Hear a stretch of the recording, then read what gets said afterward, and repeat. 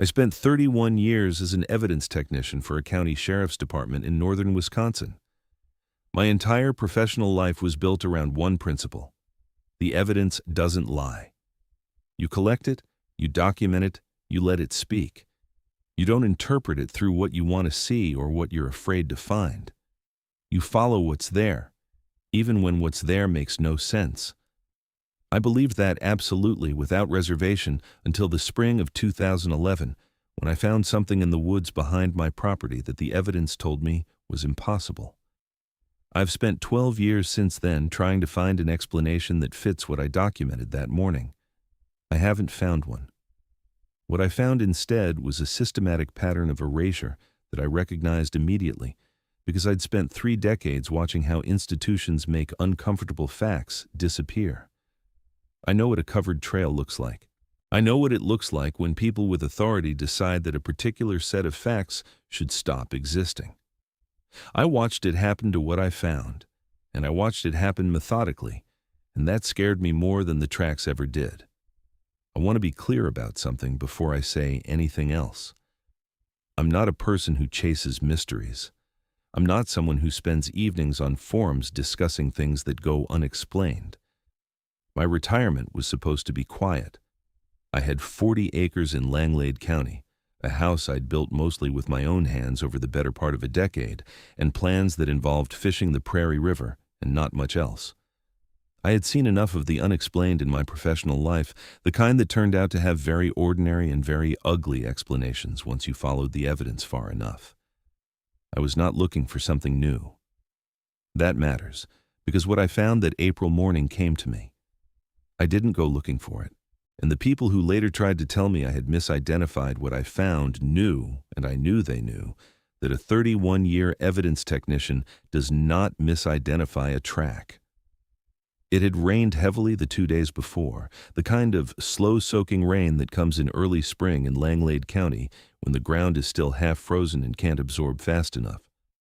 The low areas behind my property had standing water in the grass, and the logging road that ran along the eastern edge of my fence line had turned to soft mud for the better part of 100 yards.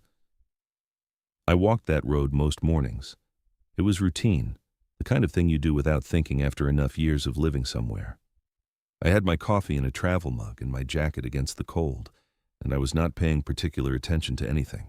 The birches along the fence line were just beginning to show the faint green haze that comes before the leaves fully open, and the air smelled of wet soil and last year's leaf decay, the particular smell of a Wisconsin spring that I had known since childhood. I was thinking about nothing in particular. That kind of ordinary morning, the kind where you are completely inside your own unremarkable thoughts, is the kind that stays with you afterward, because you can remember so precisely the moment it stopped being ordinary. I noticed the deer first. There was a white-tailed doe lying roughly 30 feet off the road in a small depression between 2 birches. She was dead, and recently. The coat was still intact, no significant insect activity, and the overnight temperature had been cold enough to slow decomposition considerably. The body had not yet begun to settle in the way that happens after the first day, that flattening and loosening that tells you time has passed. She had been alive within the last 12 to 18 hours, possibly less. I set my coffee on a fence post and climbed through the wire to take a closer look, not out of alarm, just out of the habit that had organized my professional life. 30 years of looking at things closely doesn't leave you when you retire. The instinct to crouch down, to look carefully, to ask what happened here, that doesn't go away because you've turned in your credentials. The doe's neck was broken, not a clean break consistent with a vehicle strike, which I had seen more times than I could count in 30 years of county work, but a lateral fracture that had bent the head at an angle suggesting enormous force applied from the side and slightly above. The cervical vertebrae had been displaced rather than compressed.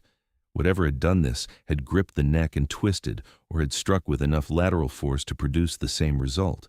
There were no gunshot wounds, no entry or exit trauma anywhere on the body, no evidence of a vehicle strike, no road rash or impact bruising visible through the coat. The chest cavity had been opened along the sternum, but the feeding was incomplete, organs partially consumed and then abandoned, as though whatever had opened her had been interrupted mid-feeding or had simply moved on without finishing. That detail bothered me more than the neck. Predators that kill and open a carcass don't usually leave it. Hunger doesn't work that way. Something had pulled this animal apart and then left most of it behind, and that suggested either that it had been disturbed or that feeding had not been the primary purpose. What stopped me entirely were the impressions in the mud around the carcass. The ground in that depression was perfect for it, soft and deep and uniformly saturated, holding detail the way fresh concrete holds a handprint. I crouched down the way I had crouched at 10,000 scenes over 30 years, and I started reading what was there, with the same methodical attention I had given to every piece of evidence I had ever collected. The tracks came from the northeast, crossing the logging road and moving through the wet grass toward the deer. They returned the same direction, back toward the road and beyond it into the tree line on the far side. They were bipedal, two-footed. A consistent, even stride with no evidence of knuckle-dragging or foreleg contact with the ground. The stride length I paced out carefully, stepping between heel impressions with my own stride as a reference and then measuring against my known step length, 6 feet, sometimes 6.5. The depth of the impressions suggested significant weight, something well over 200 pounds, concentrated on a foot roughly 14 to 15 inches in length. The forepart of each print showed digit impressions, 5 of them in a fan arrangement, with claw marks extending 1.5 inches beyond each toe, pressing cleanly into the mud. The pad structure was canine in its general layout, a central pad with surrounding digit pads, but wrong in proportion, too elongated across the arch. The heel impression too narrow relative to the overall size. The whole structure stretched in a way that suggested something that stood fully upright and bore its weight through the ball of the foot, rather than distributing it the way a quadruped does when it occasionally rises. I photographed everything. That reflex does not leave you after 30 years, any more than a surgeon's hands forget their training. I used my phone methodically, shooting each impression from directly above and then from low angles to capture depth and shadow, placing my hand beside the clearest prints for scale before I thought to look for something better.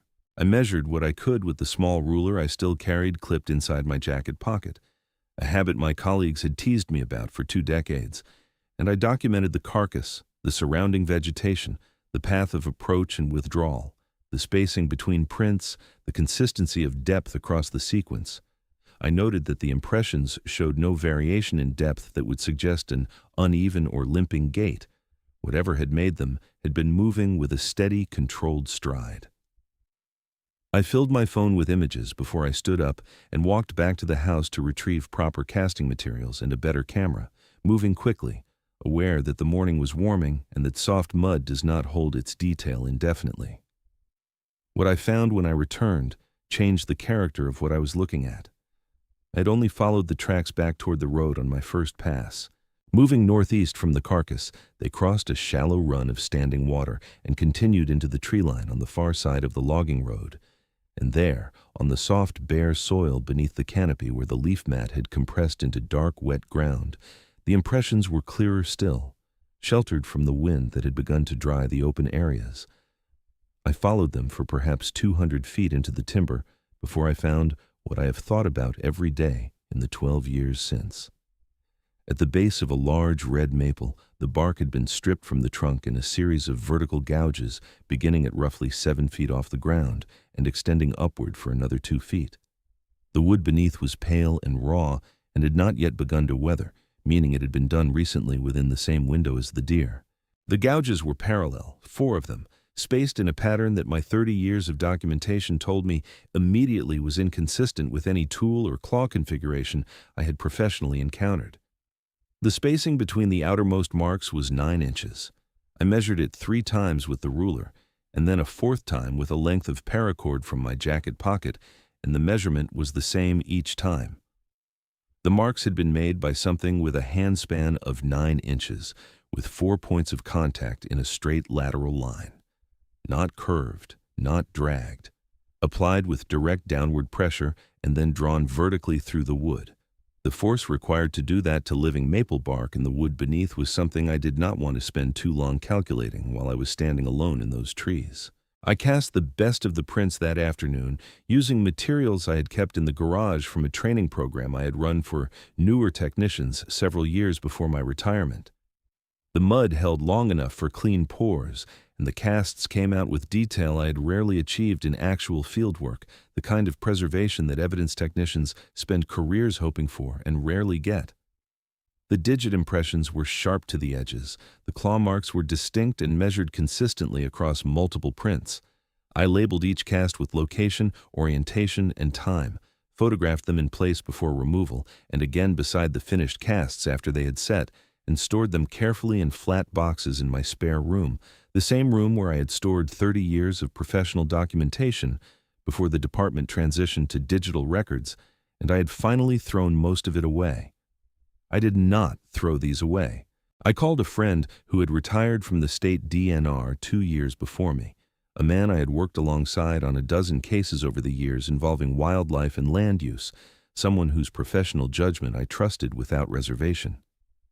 I described what I had found, using the same neutral, descriptive language I would have used filing an incident report. No interpretation, no framing, just measurements and observations. He was quiet for longer than I expected. He asked me to send the photographs, which I did that evening, the full set, organized by location and sequence, the way I would have organized any evidence submission. He called me back the following morning. He told me the tracks did not match any species he had encountered in nearly 4 decades of wildlife management work in northern Wisconsin. He said the stride length and impression depth ruled out bear moving bipedally, which bears do occasionally, but not with that consistency or that stride. He said the digit structure ruled out wolf, which in any case does not produce bipedal tracks under any circumstances. He said the overall pattern was unlike anything in his professional experience or in the literature he had access to. He told me he wanted to come out and look at the site himself, and I told him I would appreciate that very much, and we agreed on a date 3 days out. He never came. He called me the following evening, 2 days before he was supposed to arrive, and told me he had mentioned the photographs to someone he described only as a contact at the Regional Wildlife Coordination Office. He said he had been advised, and he used that word carefully and deliberately, advised to let the matter rest. He said he was sorry. He said he understood how that sounded coming from him after everything he had told me the morning before. I told him I understood, and I thanked him for being honest enough to call me, rather than simply not showing up. That phone call told me more than the tracks had, because I had spent 31 years learning what it looks like when someone with institutional authority decides that a particular set of facts needs to stop being facts. I recognized the shape of it, and recognizing it scared me in a way that standing alone at that maple tree with its stripped bark and 9-inch gouge marks had not quite managed to do. I did not let the matter rest. That is not something I am capable of, and whoever advised my friend to pass that message along either did not know my professional history or did not care. I had cast the prints, I had photographed the site, and I had the casts sitting in flat boxes in my spare room. I was not going to put them in a closet and go fishing. What I did instead was what I had always done when an investigation stalled at the official level.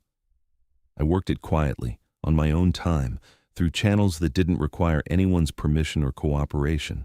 I reached out over the following weeks to 3 people I had known professionally whose expertise was adjacent to what I had found. The first was a wildlife biologist I had worked with on a poaching case in Lincoln County in the late 90s, a careful and methodical woman who had since moved to a university position in the western part of the state. I sent her the photographs and the cast measurements without any contextual framing, simply asking her to tell me what she thought she was looking at. She responded within 2 days with a message that was notably short for someone I knew to be thorough in her professional communications. She said the prints were interesting and that she could not confidently assign them to any species she was familiar with, and she asked me where I had collected them. When I told her the general area, she did not respond again for 10 days, and when she did, her message said only that she had consulted with a colleague and that she thought the most likely explanation was an unusually large bear moving through soft substrate in an atypical posture. She had not thought that 2 days after seeing the photographs. Something had changed in the interval, and I noted that the way I had always noted when a witness's account shifted between the first and second interview. The second person I contacted was a retired forensic anthropologist I had met at a training conference in Madison 15 years earlier, a man who had spent his career analyzing skeletal remains and locomotion patterns for law enforcement agencies across the upper Midwest. I described the prints to him by phone and read him my measurements. He asked several precise questions about the depth distribution across the print, the relationship between heel and forefoot impression depth, and the angle of the claw marks relative to the digit axis. These were exactly the right questions, the questions someone asks when they are trying to determine whether a bipedal impression was made by something moving under its own fully upright weight or by something temporarily or partially upright. When I had answered all of them, he was quiet for a moment and then said that the depth distribution I was describing was consistent with full bipedal locomotion under significant body weight, not with an animal briefly or awkwardly upright, but with something that walked on 2 legs as its primary mode of movement. He said that was a significant finding and asked if he could see the casts in person. I told him yes. He drove up from his home near Madison 3 weeks later, a Saturday in early May, and spent 4 hours in my spare room with the casts and my photographs spread across 2 folding tables. He left without giving me a definitive conclusion, which was itself a kind of conclusion. He said he needed time to think through what he had seen. He said the casts were genuine, that he could identify no characteristics consistent with fabrication, and that the detail preservation was exceptional. He said the morphology was deeply unusual and that he wanted to research the question carefully before he said anything further. He called me 6 weeks later. His voice had a quality I recognized, the careful, measured tone that professionals use when they have reached a conclusion that they are not certain they want to be responsible for stating out loud. He told me that the prints did not match any known North American species in their combination of characteristics. He said that individually, certain features were consistent with known animals, but that taken together as a single organism, the full morphological picture had no match in any literature he had been able to access. He said he would not be putting anything in writing. He said he was sorry about that. I told him I understood, and I meant it. The third person I contacted was someone I had not spoken to in several years, a former colleague who had left the sheriff's department mid-career to take a position with a federal land management agency whose specific name I will not use here. We had been close professionally, and I trusted his judgment completely. I sent him the photographs with no explanation other than that I had found the tracks on my own property and wanted his reaction. He called me within an hour of my sending them, which told me something before he said a single word, because this was not a man who called quickly about anything. He asked me if I had shown these to anyone else. I told him I had made some inquiries. He asked me, with a directness that I understood was not casual, to be careful about who I continued to show them to. He did not explain what he meant by careful, and I did not ask, because the way he said it made the explanation unnecessary. He told me that what I was looking at was not something he could discuss in any detail, and that the best thing I could do for my own peace of mind was to document what I had, store it securely, and leave the investigation where it was. I asked him directly if he had seen anything like this before in his federal work. There was a pause long enough that I counted the seconds. Then he said that he had heard of situations similar to what I was describing, and that the standard institutional response to such situations was consistent and well established, and that it did not involve acknowledgement. Then he said he had to go, and he ended the call. I sat with that for a long time, not just the content of what he said, which was spare enough, but the shape of it, the careful word choices, the pause before the answer, the decision to say something rather than nothing. In 31 years of interviewing people who knew more than they were willing to say, I had learned to read the outline of a thing even when the thing itself was not stated directly. What he had outlined was not a local anomaly or a regional curiosity. What he had outlined was a pattern with an established institutional response. That meant documentation. That meant decisions made at levels above individual wildlife officers or county departments. That meant that what I had found behind my property on a quiet April morning was known in some form to people whose professional responsibility it was to know such things, and whose institutional response was to ensure that it remained unknown to everyone else. I kept the casts, I kept the photographs.